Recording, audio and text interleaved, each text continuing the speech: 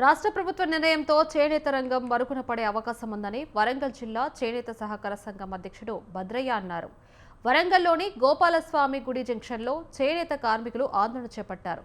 రాష్ట్ర ప్రభుత్వం చేనేత కార్మికుల పట్ల వివక్ష చూపెడుతుందన్నారు. ప్రభుత్వ సంక్షేమ శాఖలకు అవసరమైన కార్పెట్లు, బెడ్షీట్లు టెస్కో ద్వారా కొనుగోలు చేసేది కానీ ఈ ఏడు ఓ ప్రైవేట్ కంపెనీకి టెండర్ ఇచ్చిందన్నారు. దీంతో 2000 చేనేత కుటుంబాలు రోడ్డున పడే అవకాశం ఉందన్నారు. తమకు జరుగుతున్న అన్యాయంపై మంత్రులతో పాటు ఉన్నతాధికారులకు వినతి పత్రాలు సమర్పించినా పట్టించుకోలేదని, ఇప్పటికైనా రాష్ట్ర ప్రభుత్వం టెస్కో ద్వారా కార్పెట్ బెడ్షీట్లు కొనే విధంగా చర్యలు తీసుకుని చేనేత రంగాన్ని కాపాడాలని భద్రయ్య కోరారు.